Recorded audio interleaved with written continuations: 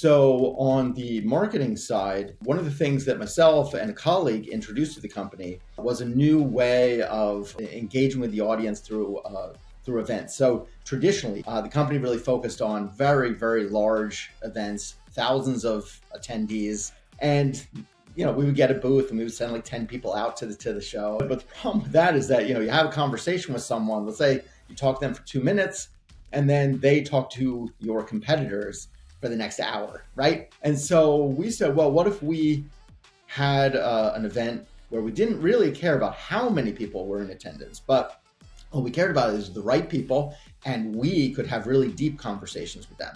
So we decided to host our own local road shows. So we started in Chicago. We rented out space in the House of Blues. Only 10 people showed up, and you might think, wow, that sucks. But actually, coming out of that one event, we got a multi-million-dollar contract, and we got a 6-figure contract.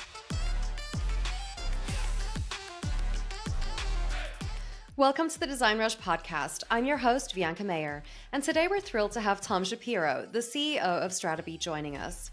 Tom is a visionary in the B2B marketing sphere, renowned for blending neuroscience with creativity to skyrocket client success. In our chat, we'll explore Stratabeat's innovative strategies, delve into the latest B2B marketing trends, discuss authority building in the digital age, and much more. Don't forget to like this video and subscribe to our channel for more insightful discussions with industry experts. Let's dive in. Tom, I just want to say thank you so much again for joining us today. It is absolutely wonderful to have you. I just want to start off, by getting to know you a little bit better. So just for our unfamiliar audience, could you start by introducing yourself and share things about, your early life and career and just the journey that you've been on that led you to being the CEO of Stratabeat? Yeah, sure. And Bianca, thank you so much for having me. Really honored to be here and excited about our conversation. So I've been in the digital space literally for about 30 years now. The first website that I ever developed was in 1994. So way back before Google even existed. And today I own and am CEO of Stratabeat, which is an organic growth agency for B2B technology companies. So we do SEO, we do content development, content marketing, we do web design, we do conversion optimization, we do digital PR, but it's all organic, right? It's all driving organic growth for our clients. So we don't pay to play, right? We don't rent an audience. We don't do advertising. We don't do sponsorships or things like that. We have to earn every click, right? We have to earn the trust of the audience and earn every click. And so that's what we're really focused on. That's what we're all about. Along the way in my career journey, I wound up at a company where I was the 85th employee. It was an SEO agency called iProspect. And we came up with a lot of different strategies when I was there and took off like a rocket ship. So it went from 85 employees to over 700 within 5 years. So we can get into that a little later, exactly what we did to achieve that. Yeah, I'd love to get into that right now. How Sure. did that happen? Yeah, so there were different things that we did at the time. When I joined, when I walked in the door, company was kind of stuck and wasn't able to really drive sales. And so we started overhauling pretty much everything about the way that the company was doing sales, pitching, as well as marketing.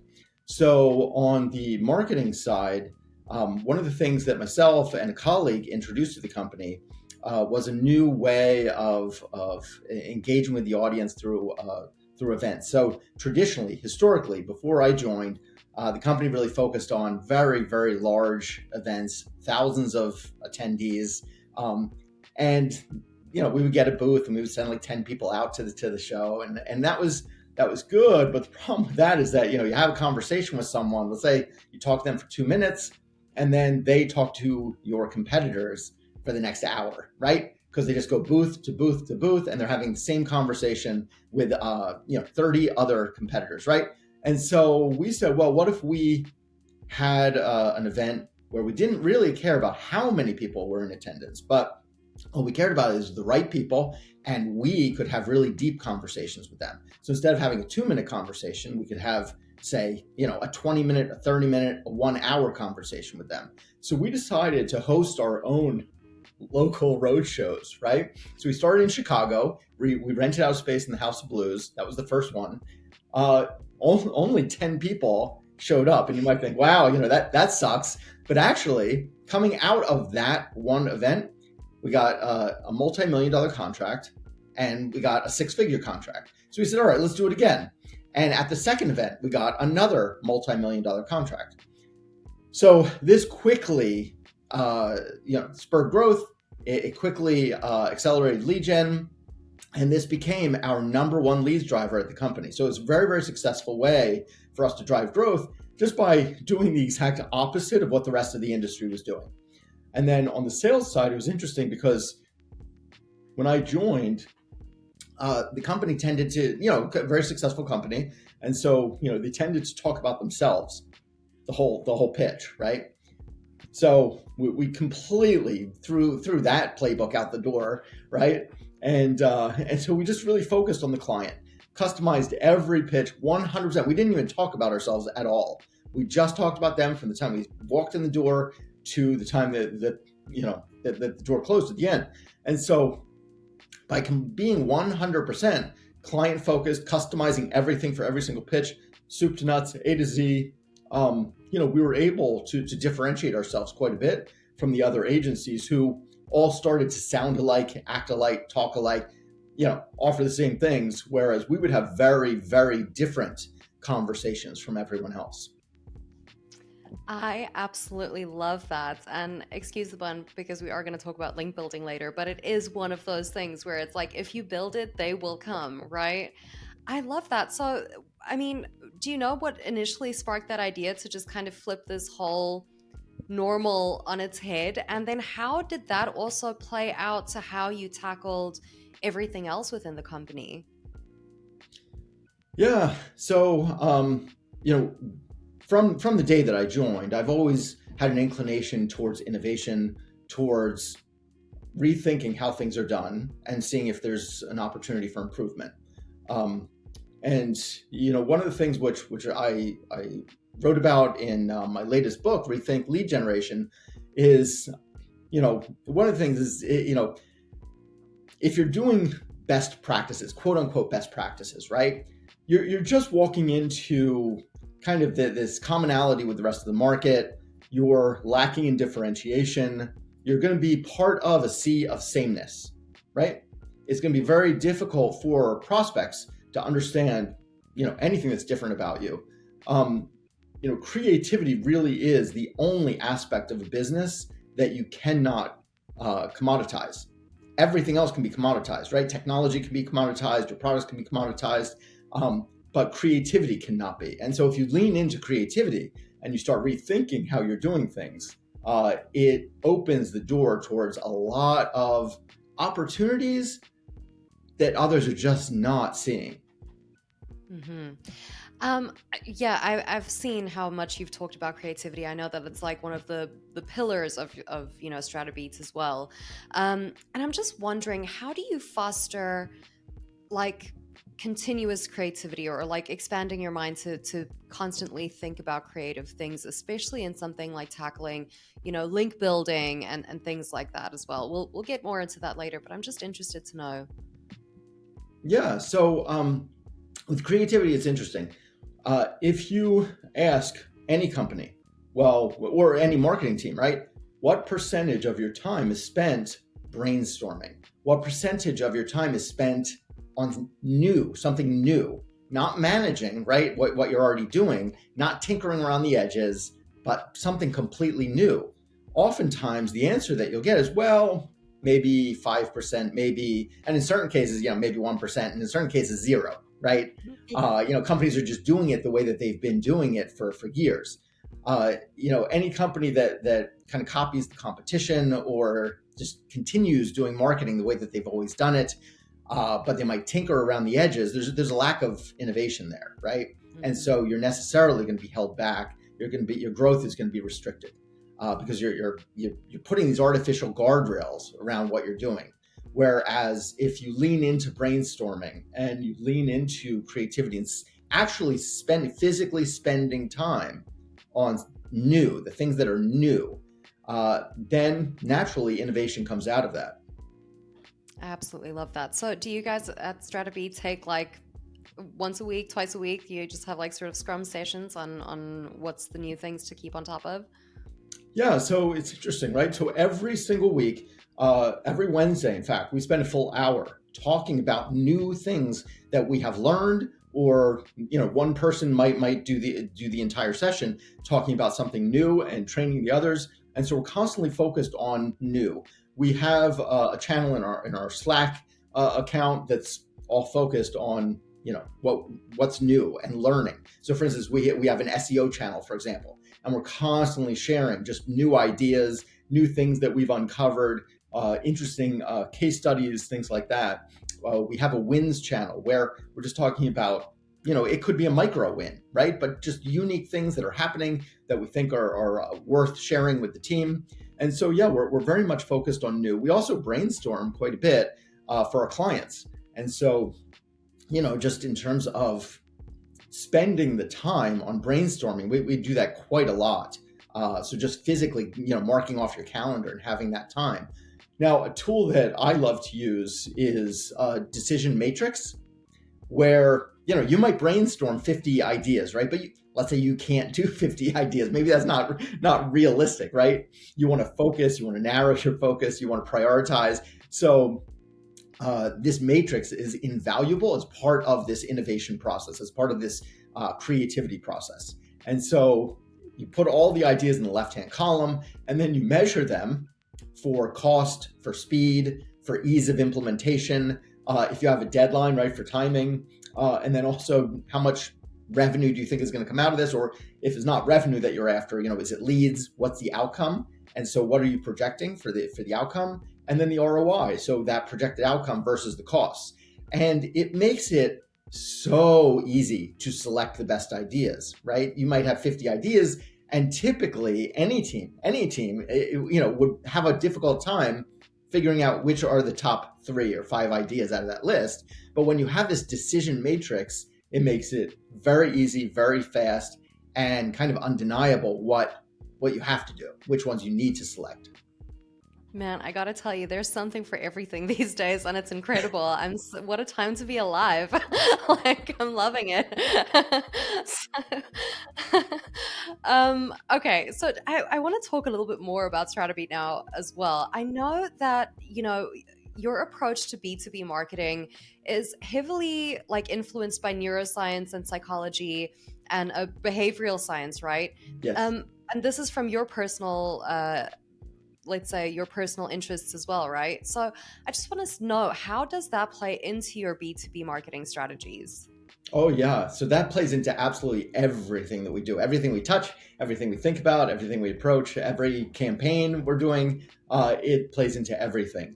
And so let me give you some examples. So on the neuroscience side, there are certain things we can talk about. And then on the behavioral intelligence or the behavioral analysis side, there are other things.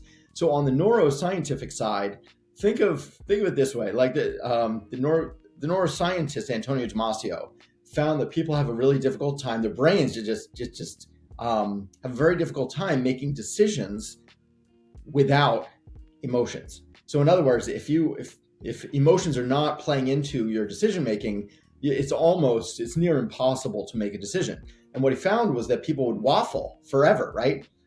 So these people had damage to the part of the brain that triggers emotions. So they were fully functioning adults. They could, carry on. They could have a job. They could carry on with life, but they just didn't feel angry. They didn't feel happy. They didn't feel sad. They didn't have emotions. And what he found was they couldn't feel strongly enough about any option to make a decision. So for instance, even something as simple as, well, what are you going to have for dinner tonight? Do you want to have meatloaf or do you want to have salmon? They would be like, oh, meatloaf tastes so good, but salmon, oh, it's so good for you. But meatloaf, my grandma used to make the greatest meatloaf, and those memories come back. Oh, but salmon, those omega-3s, and they would just waffle forever. And so it's really interesting. So Think about it from a marketing perspective. Let's say you're designing a website. Let's say you're designing your homepage. Are you evoking an emotional response out of your audience? And if you're not, you are making it mentally difficult for them to make any decisions on your website.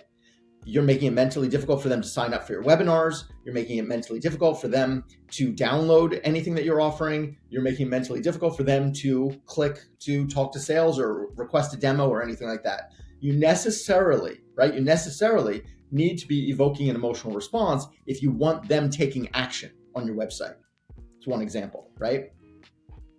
Okay, sorry, I don't mean to interrupt you here, but I just want to ask, like, what is an example of that? Is that like, say, a CTA button or something like that, or a little write-up about something that kind of leads people to the CTA button? Like, what does that evoking an emotional response look like on your website? Sure, it could take many different forms, but one of the things that we often see is what we call dictionary marketing.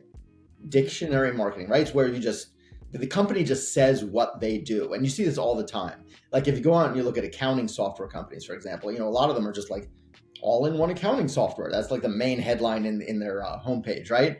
And they talk about the different features of their accounting software. Well, if you visit 5 or 10 different company sites and they're all just saying accounting software, and these are the features and functionality of the software, you don't feel anything. It's just really it's like reading a dictionary. They're just saying what they do, right? There's no emotions involved, right? Let's take a different tack. Let's say that instead of that, you're telling stories. You're profiling successful business people who are using your software, right? Those are ways to evoke an emotional response out of your site visitor, and you can still talk about your software, but you're doing it in a very different way. You're doing it through storytelling, right? And let's just talk about stories for a minute. So if you're going to tell a story, what happens is you are changing the chemistry in their brains. Literally, physically, the chemistry in their brains changes because it releases oxytocin. And oxytocin is really like the empathy drug. That's what it's called. I mean, people just say it's kind of like the empathy drug because, if you have more oxytocin flowing through your body, then you can empathize more with the brand that you're, let's say that you're on their website, and it becomes a better experience. You're feeling happier. You're liking the brand. You're physically liking the brand more. And so that, storytelling and, all of this also plays into mirror neurons as well. So, for instance, showing them their future state can get them very excited, right? And what's crazy about it is that there were neuroscientists in Parma, Italy, who found that when you do that, when you show a future state, we as human beings, we fire the same neurons in our brains as if we were the ones achieving it. Not what's happening on the screen, not what's happening with other people, but physically we feel as if we are achieving that. And so that's why, like with, let's say that you're an office remodeling company, you show before and after photos because you want them having those mirror neurons feeling like they just renovated and overhauled their entire office, right? So it's kind of the same with accounting software or HR software or CRM software or customer support software or whatever your product might be, is you want to show that future state of them achieving success because that will trigger mirror neurons. And then, they are feeling great. They're feeling like they are successful because of you and associated with you. And you're evoking this emotional response. And so all of a sudden, they have the oxytocin firing away, and it turns into a really good experience for them where they're much more likely to take an action on your site. Incredible. I mean, that's I think one of the most interesting things I've heard in a while, I have to say. And it just makes sense. Like, it makes a lot of sense, actually. I'd like to pivot our conversation towards authority building now, which is something that I know you guys are super into and very good at as well. So, especially in terms of like how to build a business to be more, have more of a robust online presence, right? So, firstly, I know that you wrote the book, Rethink Lead Generation, and I know that was aimed to help businesses stop the tinkering around the edges, as you also mentioned earlier, of lead generation, of course. So, You mentioned in your promo video that B2B businesses often try to copy what they hear at marketing conventions and social media, or worse, they even like copy their competition, right? Mhm. Now, you also mentioned to break through this cycle, businesses need to like be more creative and employ lateral thinking, which is also bringing me back to sort of, the science that you guys use. Um, Now, can you explain how that creativity and lateral thinking balances and plays a role in lead generation at Stratabeat? Yeah, sure. So, there are certain ways that a market typically goes about lead generation, and a lot of the companies follow the same patterns. They follow the same strategies. They follow the same tactics. Very, very common that we see that, Mhm. because so many companies copy the competition, right? They copy what others are doing, and they think that it's successful for a competitor, so maybe it'll be successful for them, right? The problem with that is, okay, if the competitor has been doing that, they have a head start. Maybe they have a 6-month head start. Maybe they have a 1-year head start. Maybe they have a 2-year head start. But that's a massive head start, right? And so the chances that you're going to have the same success as them is already minimized from day one, right? The other thing is that the more and more companies that copy, say, that competitor, all of a sudden it makes it harder and harder for the prospect to understand your differentiation, to understand how to purchase from anyone in your industry, right? How do they make a decision as to what's their best option? And so you're making it harder for your buyer to make a purchase, and so lateral thinking is really important for driving revenue. Creativity is really important for driving revenue. Like, this is not just, oh, Tom is over here saying be creative because it's cool or it's fun or anything like that. Like, this is all based on financial results. This is how you break through the pack. This is how you power more leads, more revenue, more sales, higher value sales, things like that. So McKinsey, the management consulting company, they've run multiple studies through the years of the impact of creativity on marketing and revenue. And what they have found is definitively those who prioritize creativity and integrate creativity into their marketing activities do perform better than their peers. The company Tenevos ran a study of 3,500 CMOs, and what they found was it was unanimous. Every single respondent to their survey, so 3,500 marketing executives, all said yes, creativity helps us achieve higher revenue and higher profits. So, those who, focus on, let's say that they prioritize data without prioritizing creativity, or they prioritize explaining their products and their solutions in detail, right? In excruciating detail, as opposed to focusing on creativity, yes, they'll make some sales, but they are limiting their financial success. In every study that we have looked at, Forrester, Adobe, McKinsey, as I had mentioned, every single study has proven out that the more creative companies achieve better financial success. And so, it's not just a nice to have. Like, if you really want to unleash growth, if you're not happy with a plateau, if you're not happy with 5% or 10% growth, but you really want to unleash growth, you really need to lean into creativity. I honestly believe that. Amazing. Yeah, no, I think that's definitely one of the biggest things for sure if you want to stand out, because I think at the end of the day, right, when you're creative in your own unique way and you're brainstorming with your team, there's no way you're going to come up with the same exact ideas as every other team, right? You're different people with different minds. Yeah. Um, but also on that note, you also talk about marketing innovation. What does this term mean to you, Tom? So marketing and innovation is introducing something that's new, but not just new, it's new and better, right? Like, innovation has to bring about a better experience or a better solution, better financial outcomes for clients, greater leads growth, whatever it is. Innovation for innovation's sake, doesn't carry a lot of value. Innovation to drive outcomes, to drive very specific results, that's valuable. That's what, when we're talking with, let's say, a technology company, and, let's say that they have plateaued with their leads growth, and they come to us, in a very common conversation that we have with prospects is, well, what have you been doing? And what is working, what's not working? And, they kind of throw up their arms and like, well, nothing seems to be working. We've just plateaued. We're getting referral business, right? But we can't drive new leads, or we can build our existing clients. We can expand, we can cross-sell, but it's very difficult getting new logos in the door. These are all very common complaints and frustrations that we hear from prospects. And so,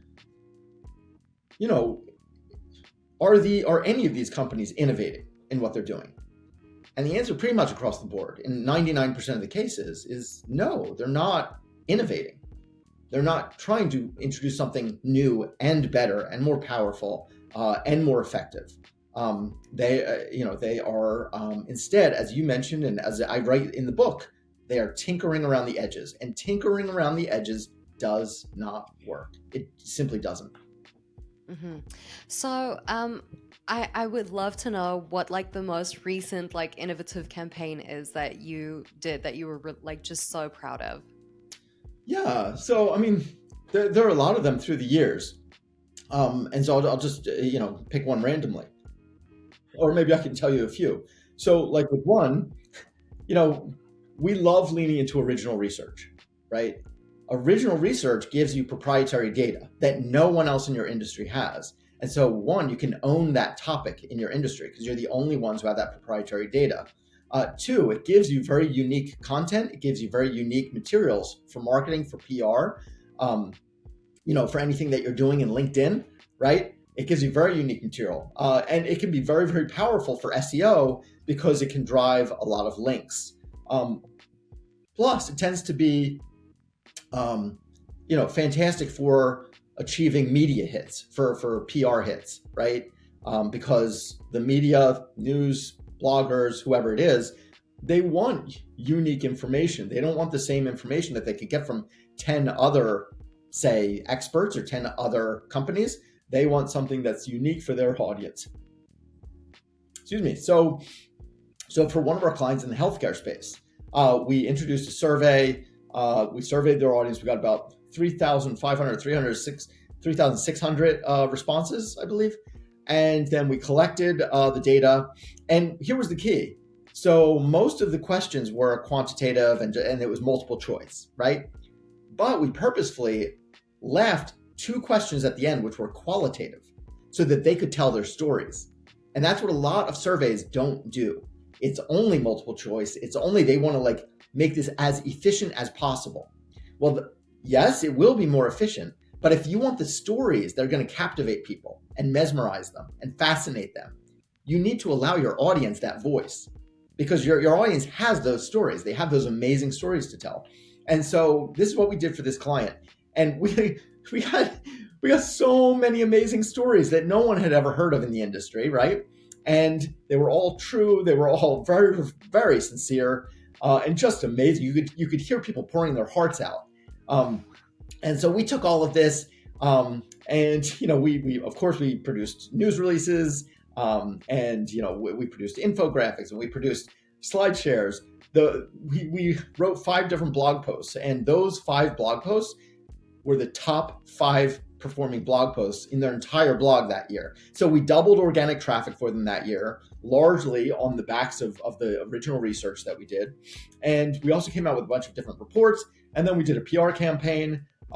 And so they were achieving a lot of visibility. And through that visibility, they were contacted by a TV show, which wanted to interview the CEO about the study. So she went on national TV and was interviewed about the information.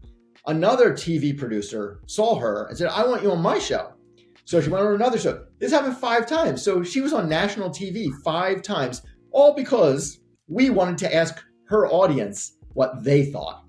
And then, we just got creative with all the different ways of atomizing the content. I absolutely love that story. Yeah, you could definitely be proud of that one for sure. That's fantastic. It just goes to show you though, like authenticity beats everything out, second to none. Like it's just the one thing that gets people going, I'm telling you. Um, so okay, so next up, I just want to ask, what are some of your like go-to strategies for a successful lead generation campaign? Yeah, so it's going to be different for every business. And I sincerely mean that. So I know that a lot of marketing agencies or a lot of marketing teams, yeah, they have their core framework and they stick to it. The problem with that is that, at least from an agency perspective, every business is in a different stage. So, for example, if like one of our clients has, I think it's around 60,000 customers today, right? They're $500 million in size. And that's one stage of growth, right? And so they're a $500 million, but they want to get into the multi-billion area of growth. So compare that to another one of our clients where they can only target 480 companies in the world. That is how niche their market is. And so with them, if they do that type of broad-based marketing, the same type of marketing to attract 60,000 customers, of course, it's not going to work. It is not going to work. For them, if you only have 480 organizations that you can sell to because of your niche, then it's all about taking an ABM approach, account-based marketing approach. You have to, right? Because you can't go broad, you have to go narrow, and you have to go deep. You have to precision engineer your marketing. You have to precision target your marketing, and that's going to be most effective for you. If you have 60,000 customers and you're looking to make it 70,000, you can't precision target in the same way, right? It's much harder, and it's not going to be as effective. It's going to be more diluted. And so if you want to go from 60,000 to 70,000 customers, then you're going to look at SEO, most likely. You're going to look at content marketing. You're going to look at being more effective in LinkedIn to reach a broader audience, right? Mm-hmm. So for instance, with one of, obviously with SEO, there are many different ways that you can come up with content strategies in order to win in SEO. And so that's going to be different depending on the competitive landscape, depending on the audience as to what's going to resonate with that audience. In certain cases, bringing out personalities is going to be really fantastic. In other cases, it's going to be more focusing on kind of micro content. In others, it's going to be focusing in on a deep original research. For instance, with one client that we had, we pointed out to them that among all of their videos in their video library, the ones which absolutely crushed it, literally like 10 to 20 times more engagement, more views, everything, all the metrics were off the charts if their CEO appeared in the videos. Personality based, right? Their audience loved his personality, just loved him. And, so why not lean in? So we told them, look, we want to do a video series with him. We want to lean in and have him in as many videos as possible. Interviews, we can have him a day in the life. We could have him, in a brainstorming session. There's so many different ways that you can bring out his personality. And if we know that there's going to be 10 to 20 times the amount of engagement, the amount of views, it's a slam dunk win. It's low hanging fruit, right? But again, it has to be the right situation. In other cases, it's the exact opposite, where in many cases, we look at a company and we say, wow, what you're doing in LinkedIn in your corporate account is okay. So we'll improve that. We'll look up what you're doing there, be much more creative, base it on a lot of really, really great content that we'll develop for you. But here's the thing. Personal accounts always gain more traction in LinkedIn than corporate accounts. And so if you're only relying on your corporate account for LinkedIn marketing, you are going to be very limited in what you achieve in LinkedIn. And so what we strongly recommend to those companies is you need not customer advocacy, but employee advocacy, right? You need an employee advocacy program. You need to find those, it can be, top 25, top 50, top 100 people who are going to be out there, a little army, right? A brand army promoting your stuff, engaging with people out there. But here's the thing, they can't be salesy, right? You don't want them being salesy. You want them being genuine, you want them being authentic, and you want them authentically engaging with people and being really interested in them. But that doesn't happen magically. That is all very methodical, very purposeful, right? You need to guide them. You need to give them things to talk about. You need to program it and activate it. It can't just be, oh, we hope. And so different strategies for different companies in different situations. And you really just need to customize your strategy based on what's going to win. Because strategy is all about how do you win? It's not, am I going to do content marketing? That's just a marketing vehicle. Strategy is all about how do you win? Exactly. I mean, all of that is actually things that I'm like taking in my head right now. I'm like, okay, this is stuff that I definitely need to talk to some of the members of my team about, especially about the LinkedIn as well, really. What would you say is the best creative content that people really just click with? Is it like listicles or video content? I mean, probably video content, but is there anything else as well? So it's not the format, and a lot of companies get this wrong. They think that, our marketing quote unquote strategy is we're going to do video. But like I said, that's not a strategy. That's just a form of marketing. It's a format of marketing, right? And even if you're going to do video, there are 100 different ways to do video. For one of our clients, so we do a lot of video production for our clients. For one client, we did a documentary. Very, very different, right? For another, we did a montage of their customers, like an MTV style, fast hitting, just montage of their customers, talking about how much they love their products. And when you have like this 2-minute montage of customer after customer after customer talking very excitedly about how much they love their product, that's very powerful. It's very different than a documentary, but the documentary served its purpose as well because we wanted to show the people, right? The way you show people is you follow them around. We literally followed them around day and night. One person was a comedian, and so after work would go in and give a show at the comedy venue, and so we went. And so you customize it for what you're trying to achieve with the audience. In other cases, it might be product demos, right? That can be very, very important to have product demos. In other cases, it might be having the CEO talk about the mission of the company or the vision, right? In other cases, it might be a day in the life. In other cases, like with Stratabeat, if you look at a lot of our videos, they're very unique for a marketing agency. We've never seen a marketing agency do what we do. And so what we do is we combine animations with human beings on screen. So you have a human being interacting with these animations. We've never seen any agency do anything close to that.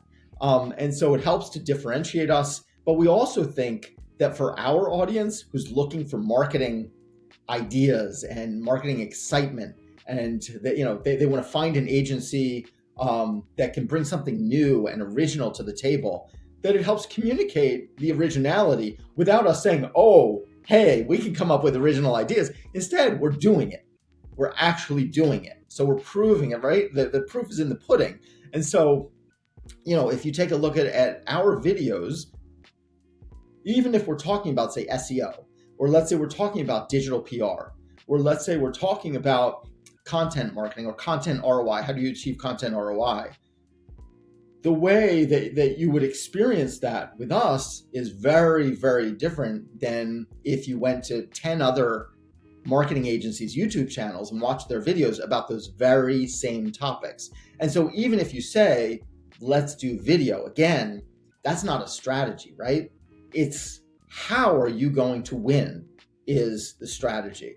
And so a lot of marketing teams, they will come up with the format. They'll say, oh, we're going to do video, for example, right?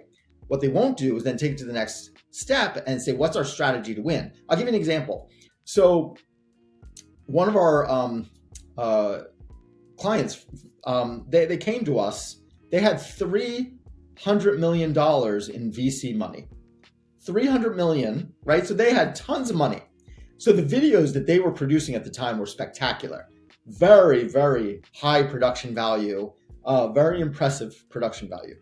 And so they were very proud of their library of videos. They had so many videos, it was ridiculous. And they asked us to do an audit of their videos.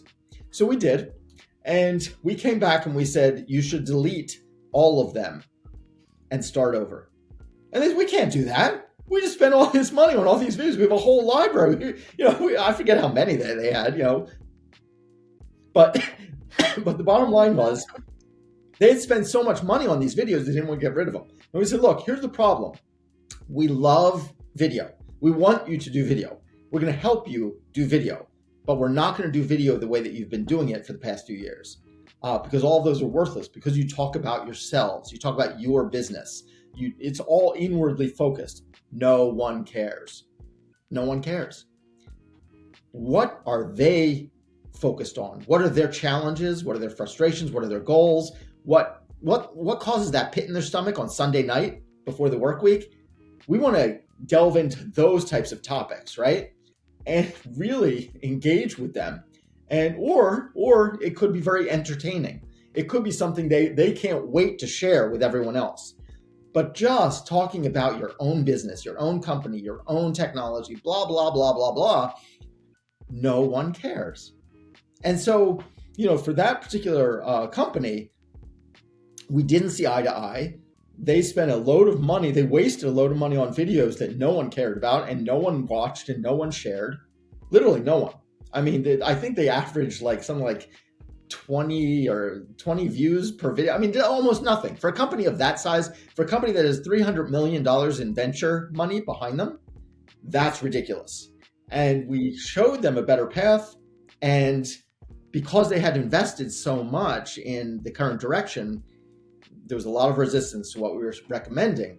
But, even when you say, should someone do video, there are very, very different ways of doing video. Some are very effective, some are strategic, and some are not strategic at all. Okay. I mean, that must have hurt. I mean, that really must have stung. I'm just cringing here. I'm just like, I can't imagine being the person that was in charge of that. So, We tell people the truth. I'm telling you, when we do an audit, we will tell them exactly what's good and what is really bad. that is why they hire you. So, okay. Just on the topic of authority building, I'd like to talk a little bit more about, digital PR that you also mentioned. Now, firstly, can you just, for our unfamiliar audience, just give an overview of what digital PR entails? And can you just explain, the concepts between reactive PR and proactive PR with that as well? Yeah, and so the way that we do digital PR and authority building is a lot of it is centered on the upfront proactive strategy building and campaign planning process, because we have to bake in a lot of virality into what we're doing, right? It has to be something that people will want to talk about, something that people will be really interested in, that they'll want to share, that they'll want to link to, right? Or that is very unique. If it's a news organization, why would their audience love this, right? Why is it going to get more views for their audience? So not even for them, but their audience. Why would their audience love it?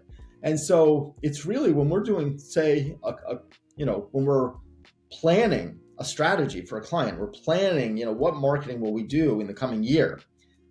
What we need to also do is figure out, okay, well, if digital PR and authority building is a big part of the plan, what is it that is going to excite that audience? And what's the type of content that they would be so eager to share or to link to or to talk about, right?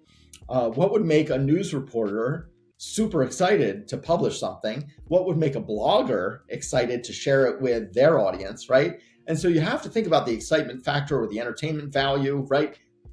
Why?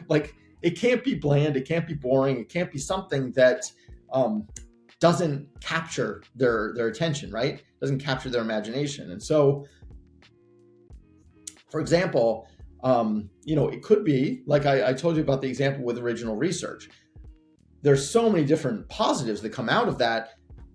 part of it is being able to talk to bloggers and reporters and get them super excited, for their audience. We are doing a campaign internally. So Stratabeat is doing a campaign internally right now where I'm talking with event organizers, and they're getting super excited about a campaign that we are about to do, where they want me speaking about it at their conferences.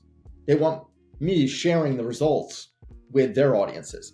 So again, the only reason for that is they don't care about us. They don't care about what we're doing. They care because their audience would care. They care because their audience is going to be so excited by the results that we're going to share with them. And so with anything, whether it's you want to gain more traction on LinkedIn, you want to gain some traction with the Wall Street Journal, let's say, or let's say, even if it's something as simple as you want to achieve a lot of byline articles in your industry, right?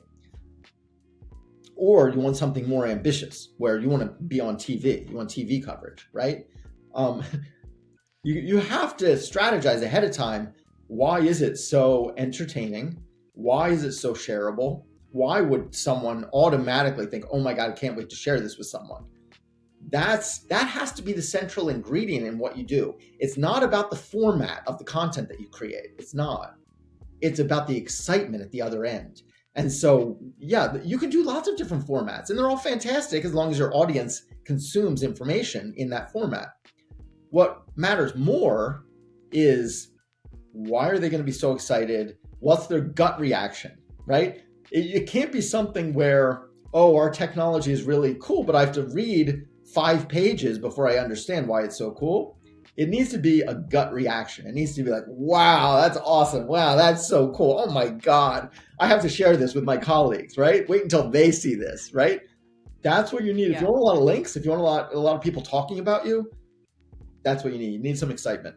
Well, I am so grateful that you joined us today, really. And I hope you have a wonderful client meeting where you're going now. Thank you. And just have a great day. Thank you so much for your insights, really.